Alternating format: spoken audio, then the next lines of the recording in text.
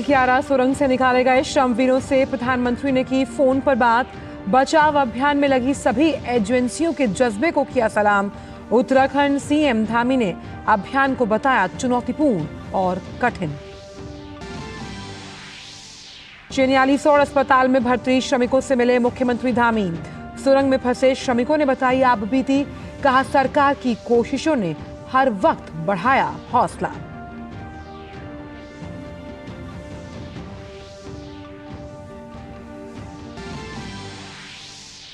सत्रह दिन बाद सुरंग से सकुशल वापसी पर श्रमिकों के परिवार में दिवाली जैसा जश्न। घर लौटने का बेसब्री से है इंतजार।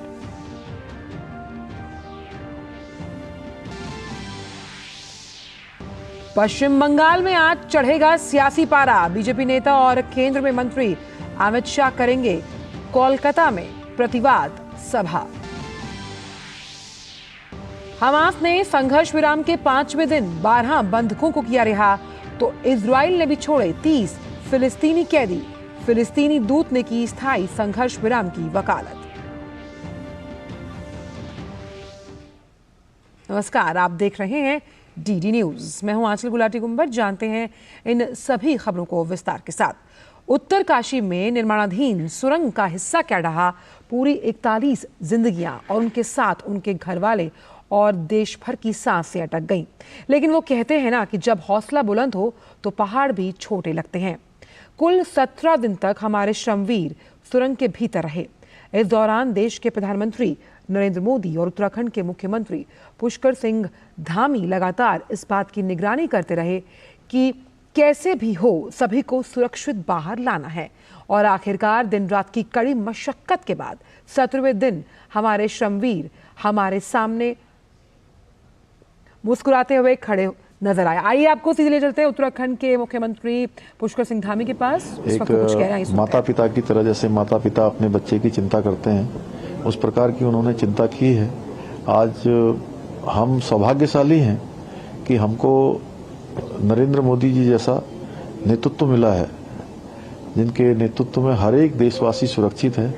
पूरे देश ने देखा कि जो हमारे मजदूर भाई टनल के अंदर थे, तो जो सबसे अच्छे प्रयास दुनिया के हो सकते हैं वो इस रेस्क्यू अभियान में हुए हैं। प्लस सर, ऋषिकेश एम्स भी बेहतर इलाज के लिए सरकार ले जा रही है और आपने पुरस्कार राशि भी दी है अभी।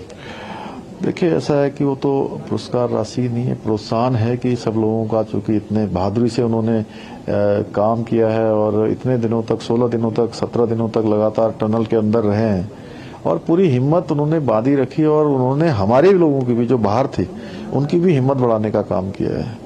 और अब चूंकि जो चिकित्सक हैं उनकी परामर्श के अनुसार उनको एक बार ऋषिकेश एम्स में भी एक बार उनकी जांच हो जाएगी और जांच के उपरांत जो भी डॉक्टरों का निर्णय होगा। Thank you so much sir, thank you so much. कहाँ पर खड़ा होना तो आप सुन रहे थे उत्तराखंड के मुख्यमंत्री पुष्कर सिंह धामी को, जिन्होंने प्रधानमंत्री ने जिस तरह से इस पूरे रेस्क्यू ऑपरेशन पर अपनी नज़र बनाए रखी, बहुत ही सकारात्मकता के साथ केंद्र सरकार और राज्य सरकार ने मिलकर काम किया, इसके बारे में वो बता रहे थे। अभी हमारे साथ बिहार के एक श्रमिक है जिन्होंने रेड माइनर्स की भूमिका निभाई और इस ऑपरेशन को मैनुअली अंजाम देने में महत्वपूर्ण भूमिका के तौर पर इन्होंने अपना काम किया। आपका क्या नाम है? जी, मेरा नाम विनोद प्रसाद है और मैं बिहार का रहने वाला हूँ। आपने किस तरह काम किया, कौन सी भूमिका में थे?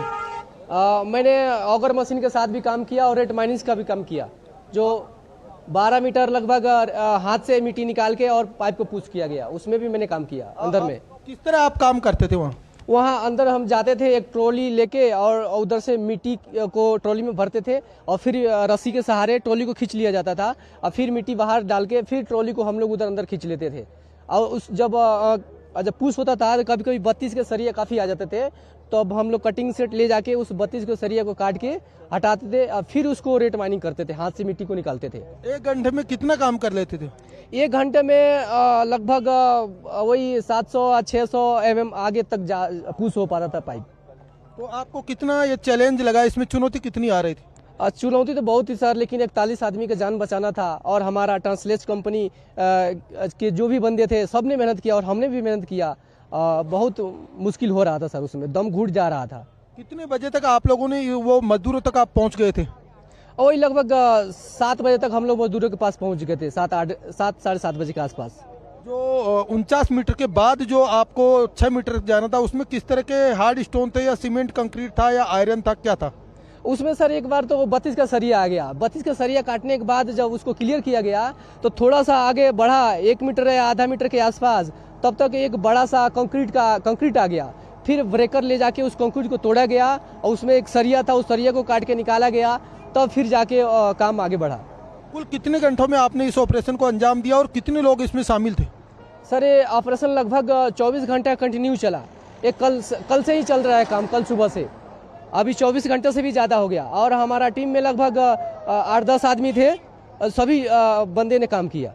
आपके साथ क्या क्या चीज़ रहती थी इस काम को करने के लिए? हमारे पास रहती थी एक इतना बड़े बड़ा सरिया रहता था जो सीजल का काम करता जिसे मिट्टी को माइनर करते खोदते थे, और उसके बाद से एक उठाने वाला रहता था, चम्मच जैसा बड़ा सा, उससे मिट्टी को उसमें डालते थे बकेट में, और फिर बकेट भर जाता था तो आदमी बाहर में रहता था हमारा बंदा, उसको खींच के मिट्टी को गिरा के फिर बकेट को दे देता था। फिर हम अंदर बकेट खींच लेते थे, फिर मिट्टी को कूद के फिर बकेट में भरते थे। जो पाइप था उसमें कितने लोग एक साथ जाते थे? उसमें सर 3 आदमी जाते थे एक साथ, उससे ज़्यादा जाने में तकलीफ होता था अंदर में। तो आप 3 लोग आपस में बातचीत कर पा रहे थे अच्छे से काम करते टाइम? हाँ सर, हम लोग भी बात करते थे और खुशी भी महसूस होती थी कि कम से कम ये अच्छा एक नेक काम करने का, किसी के जान बचाने का हमको मौका मिला है और हमने जी जान लगाकर मेहनत की है उसको। तो निश्चित तौर पर ये ट्रेंचलेस कंपनी की तरह रेड माइनर्स की भूमिका में ये व्यक्ति हैं, बिहार के रहने वाले। उन्होंने न केवल अपनी जी जान को समर्पित भाव से काम करते हुए उसको अंजाम तक पहुंचाया, बल्कि मध्य दूर तक टनल को खोद कर मैनुअली वहां पहुंचने का काम भी किया। मेरे सहयोगी कैमरामैन गौरव गुरी के साथ में ओपी यादव, DD न्यूज, चिरकारा, उत्तरकाशी। और वहीं सुरंग से श्रमवीरों के बाहर निकलने के बाद प्रधानमंत्री ने उनसे बात की, कहा कि बाबा केदारनाथ और भगवान बद्रीनाथ की कृपा से सभी सुरक्षित बाहर निकल सके। उन्होंने कहा कि वे लगातार अधिकारियों से जानकारी लेते रहते थे।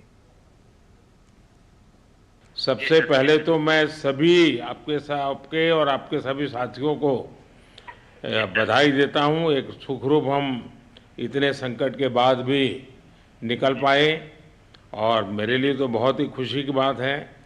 मैं शब्दों में वर्णन भी नहीं कर सकता हूं, वरना कुछ भी बुरा हो जाता तो शायद मन को इतनी कैसे संभाल पाते कहना कठिन था। तो ये केदारनाथ बाबा की, बद्रीनाथ भगवान की कृपा रही कि हम सब स्वकुशल आप लोग आए हैं, और 16-17 दिन समय कम नहीं होता है। आप लोगों ने बहुत बड़ी हिम्मत दिखाई और एक दूसरे का हौसला बनाए रखा, ये सबसे बड़ी बात है। क्योंकि ऐसे समय यानी रेलवे के डिब्बे में भी साथ साथ चलते हैं तो कभी न कभी तो तू मैं हो जाती है, लेकिन उसके बावजूद भी आपने सारा धैर्य रखा। मैं लगातार जानकारियाँ लेते रहता था, मुख्यमंत्री जी से भी लगातार संपर्क में रहता था, मेरे PMO के भी अफसर वहाँ आकर के बैठे थे, तो जानकारियाँ रहती थी, लेकिन चिंता तो कम होती नहीं है। जानकारियों से तो समाधान तो होता नहीं है। लेकिन मैं सचमुच में आपके माध्यम से वहाँ जितने भी हमारे श्रमिक साथी निकल कर के आए हैं, सबको और उनके परिवार का पुण्य भी काम आया है, ताकि इस संकट की घड़ी से बाहर निकल कर के आए हैं। और वहीं प्रधानमंत्री ने श्रमवीरों से कहा कि टनल से मुश्किल हालात में बाहर आने के पीछे उनके परिवार की तपस्या और 140 करोड़ से अधिक देशवासियों की दुआओं का असर है। आपके परिवार की तपस्या भी काम में आई है, परमात्मा के आशीर्वाद भी काम में आए हैं, और 140 करोड़ देशवासियों की दुआ भी काम में आई है, और कुल मिलाकर के सब इस संकट से निकल कर के बाहर आए हैं। तो मेरी आप सबको बहुत शुभकामनाएं। मैंने मुख्यमंत्री जी को कहा है कि आगे अगर आप घर ना जाना चाहते हैं, कोई व्यवस्था करनी है, तो क्योंकि मैं मेडिकल चेकअप पहले चाहता था कि कोई तकलीफ ना हो, लेकिन अब मुझे डॉक्टरों ने बताया कि साहब और सभी 41 के 41 लोग तबीयत उनकी अच्छी है, कोई प्रॉब्लम नहीं है। तो आगे जैसा ही आपकी टीम चाहेगी वैसी सारी व्यवस्थाएं हमारे मुख्यमंत्री जी चिंता कर रहे हैं। तो मेरी आप सबको बहुत शुभकामनाएं हैं, और आपके परिवार को भी मेरी तरफ से बहुत बहुत बधाई देना, और आप लोग स्वस्थ रहें और इसी प्रकार एक टीम बना करके हिम्मत के साथ आगे हम बढ़ते रहें और आप भी देश के लिए एक प्रेरणा बनते रहें। प्रधानमंत्री ने पूरे ऑपरेशन के दौरान केंद्रीय मंत्री जनरल वीके सिंह के योगदान की सराहना की। प्रधानमंत्री ने कहा कि वीके सिंह ने इस बार सोल्जर वाली ट्रेनिंग दिखाई है। इस बार तो वीके सिंह भी पूरा समय वहां रहे। डिसिप्लिन जैसे उनकी जो सोल्जर वाली ट्रेनिंग है ना, वो पूरी ट्रेनिंग इस बार उन्होंने दिखाई।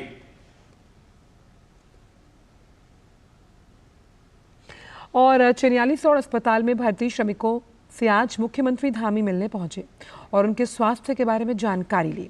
इस दौरान उन्हें राहत चेक भी सौंपे गए। धामी ने पूरे रेस्क्यू ऑपरेशन को बहुत ही चुनौतीपूर्ण और कठिन बताया। साथ ही उन्होंने रेस्क्यू ऑपरेशन को सफल बनाने के लिए सभी का आभार भी जताया। जो हमारे गैस कटर थे, इसके आए हुए टेक्नीशियन थे, उन्होंने बहुत जीवटता का काम किया, तो बड़ा चुनौतीपूर्ण रहा। और इसमें काम करने वाले जिन जिन लोगों ने भी अपना योगदान दिया है, मैं सबका धन्यवाद करता हूं। उन्होंने प्रधानमंत्री मोदी का आभार जताया और कहा कि प्रधानमंत्री लगातार राहत और बचाव कार्य संबंधी जानकारियां लेते रहे।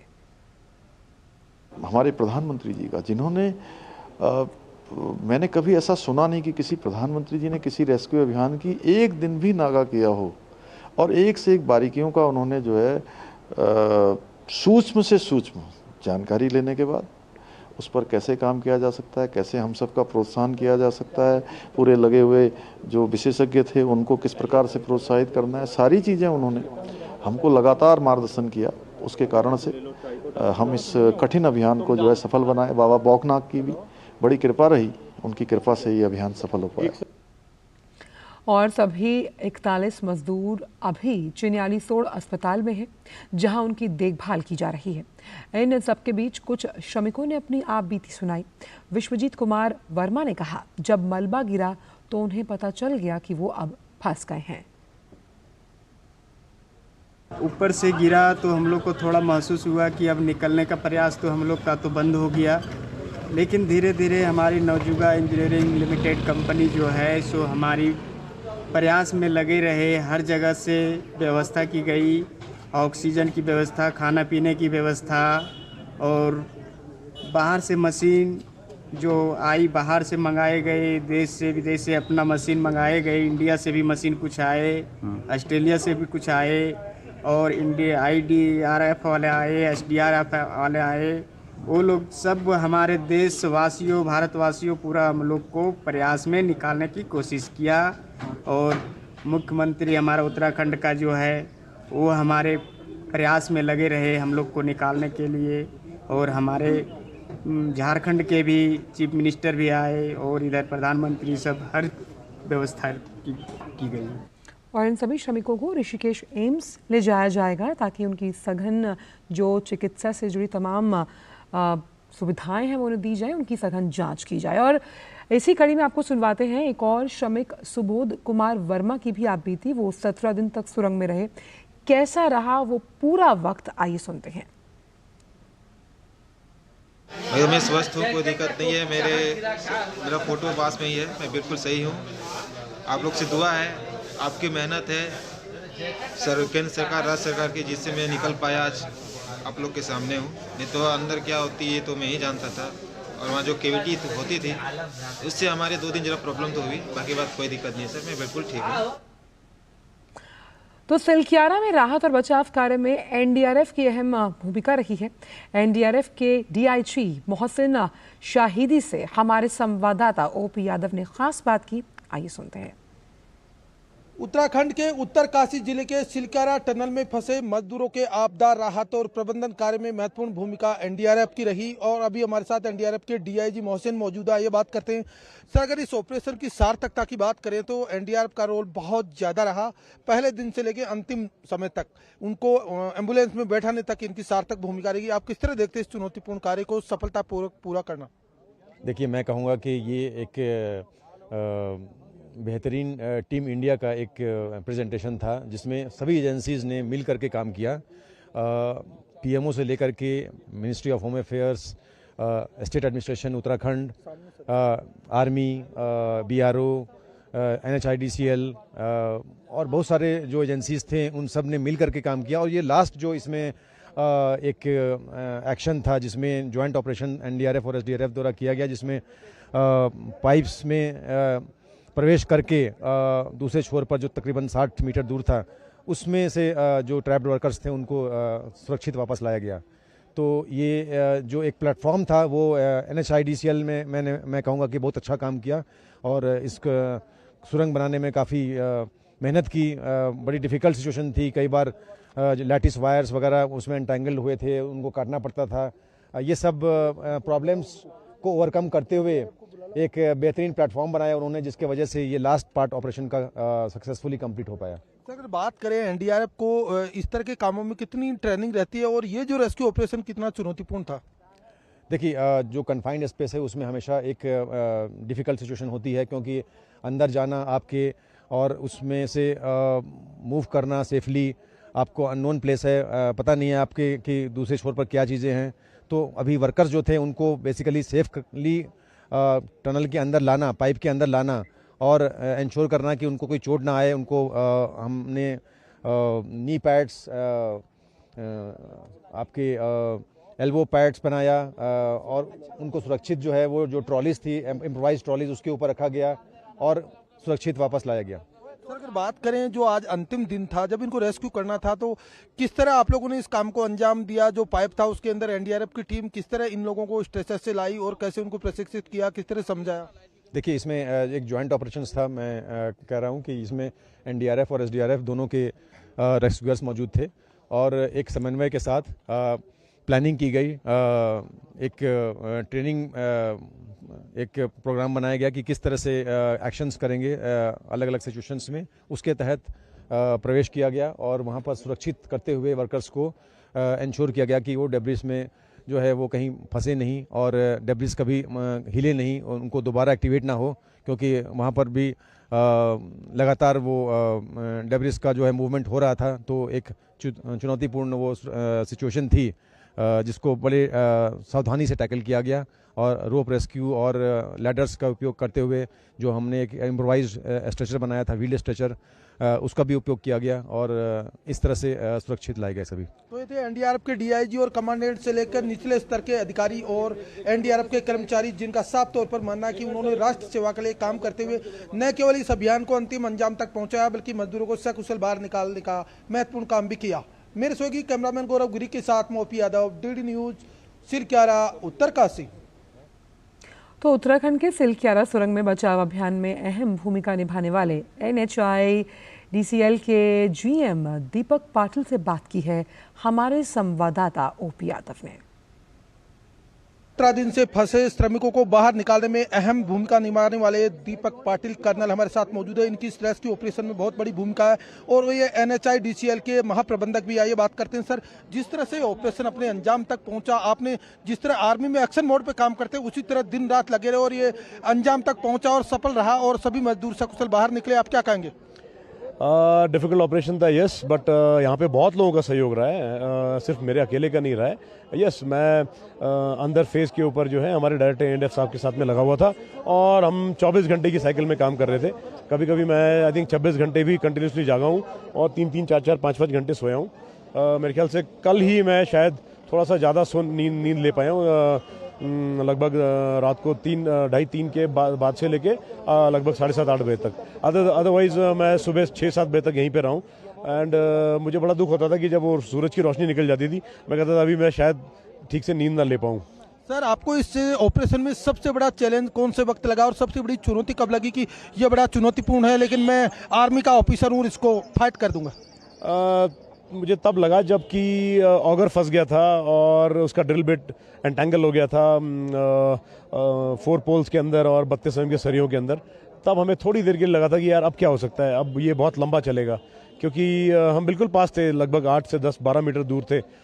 तब हमें थोड़ा सा सेटबैक महसूस हो रहा था, लेकिन फिर थोड़ी देर में हमने डिसाइड किया कि हम इसको काट के फेंक देंगे और अंदर बंदे भेज के उन्होंने बहुत मेहनत की है। वेल्डर्स ने रात दिन कंटिन्यूसली काम किया है और आई थिंक उन वेल्डर्स का, उन लेबर्स का शुक्रिया अदा हमने करना चाहिए। मुझे अपने सिर पे ये सहरा नहीं रखना चाहिए। It is their effort, it is their job and I think they deserve a pat. Rat miners की भूमिका को किस तरह आप देखते हैं, क्योंकि उसमें आर्मी के तमाम एक्सपर्ट थे? देखिए, ये रेड माइनर्स पहली बात तो शब्द ही गलत है, ये डेरोगेटरी शब्द है, ये अच्छा नहीं लगता है। हम इन्हें कहेंगे कि मैनुअली खोदने वाली जो टीम है, या हम इन्हें कहेंगे खोदू वाली टीम जो है, उन्होंने जो एफर्ट्स उठाए हैं, यस वो भी सराहनीय है। बहुत मुश्किल काम था, लगातार काम किया उन्होंने और प्रशंसा के योग्य है। लास्ट सवाल सर, NHIDCL से आप जुड़े हैं, महाप्रबंधक हैं, निश्चित तौर पे अब ये काम कब शुरू होने की उम्मीद है? कुछ इस तरह की प्लानिंग आगे रहेगी? हम इसे जल्दी ही वॉर फुटिंग पे चालू कराएंगे और ये कोई बहुत बड़ा हर्डल नहीं है। इसे जल्दी हम सटीक तरीके से, जैसे टनलिंग में सिखाया जाता है लेसन्स, उसके हिसाब से हम इसे सुधारेंगे और इसके थ्रू आर पार निकल जाएंगे।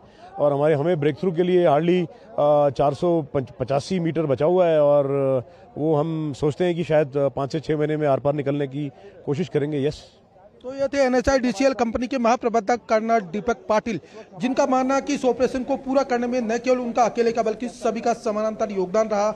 यही वजह है कि ये ऑपरेशन न केवल समय पर पूरा हुआ बल्कि सभी मजदूर सकुशल बाहर भी निकले। मेरे सहयोगी कैमरामैन गौरव गिरी के साथ में OP Yadav, DD news, Silkyara, Uttarkashi. और इस पूरे रेस्क्यू ऑपरेशन में देश विदेश की तमाम एजेंसियां काम में लगी रहीं। उनमें से एक थे अंतर्राष्ट्रीय टनलिंग विशेषज्ञ आर्नोल्ड डिक्स। वो कह रहे हैं कि अभियान में सभी ने एक अद्भुत टीम के रूप में काम किया। भारत के सर्वश्रेष्ठ इंजीनियर, सेना और सभी एजेंसियों के इस सफल मिशन का हिस्सा बनना खुशी की बात है।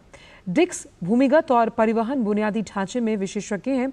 ब्रिटिश इंस्टीट्यूट ऑफ इन्वेस्टिगेटर्स में बैरिस्टर भी हैं। उन्हें इंजीनियरिंग, भूविज्ञान और जोखिम प्रबंधन मामलों में 3 दशकों का अनुभव है।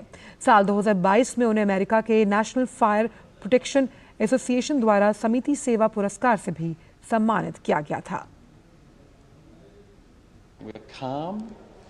And we knew exactly what we wanted, and we worked as a wonderful team. And when I say a wonderful team, the best engineers here in India, they're engineers, the best I've ever worked with. All the agencies, the federal authority, the state, all the people, it was just a joy to be a part of this successful mission, just one part. And I've got to go to the temple because I've promised to say thank you for what's happened, because my friends, if you haven't noticed, I think we've just witnessed a miracle. और अब रुक करते हैं कुछ इतर खबरों का। पश्चिम बंगाल में आज राजनीतिक पारा चढ़ता हुआ दिखाई देगा। वरिष्ठ बीजेपी नेता और केंद्र में मंत्री अमित शाह आज पश्चिम बंगाल में होंगे और कोलकाता के धर्मतला में प्रतिवाद की जो सभा होनी है उसमें हिस्सा लेंगे। इससे पहले कल पश्चिम बंगाल के बीजेपी अध्यक्ष डॉक्टर सुकांत मजूमदार ने कहा कि गृह मंत्री अमित शाह को सुनने के लिए कोलकाता में लोगों में भारी उत्साह है। उन्होंने कहा कि पश्चिम बंगाल के लोग अब ममता बनर्जी सरकार से उकता चुके हैं और भ्रष्टाचारी सरकार से मुक्ति चाहते हैं। बीजेपी की ओर से ये माना जा रहा है कि ये रैली 2011 के बाद से तृणमूल नेताओं और मंत्रियों के बढ़ते भ्रष्टाचार, घोटालों में उनकी मिलीभगत और भ्रष्टाचार के मामलों में सत्तारूढ़ पार्टी के कई नेताओं और मंत्रियों की गिरफ्तारी के खिलाफ लोगों की नाराजगी को प्रतिबिंबित करेगी। भारत और अमेरिका अगले वर्ष की पहली तिमाही में पृथ्वी के लिए अवलोकन के लिए संयुक्त माइक्रोवेव रिमोट सेंसिंग उपग्रह का प्रक्षेपण करेंगे, जिसका नाम NASA ISRO synthetic aperture radar है। ये बात केंद्रीय मंत्री डॉक्टर जितेंद्र सिंह ने एक उच्च स्तरीय प्रतिनिधिमंडल के साथ बैठक के दौरान उस समय कही जब नासा की अगुवाई में उसके प्रशासक बिल नेल्सन ने मंगलवार को नई दिल्ली में उनसे भेंट की। NISR को भारत के GSLV पर रखकर प्रक्षेपित करने का लक्ष्य रखा गया। इस प्रकार क्षेत्रीय से लेकर वैश्विक स्तर पर भूमि इकोसिस्टम, ठोस पृथ्वी की विकृति, पर्वतीय और ध्रुवीय हिममंडल, समुद्री बर्फ एवं तटीय महासागरों का अध्ययन करने के लिए NISAR का डेटा अत्यधिक उपयुक्त सिद्ध होगा।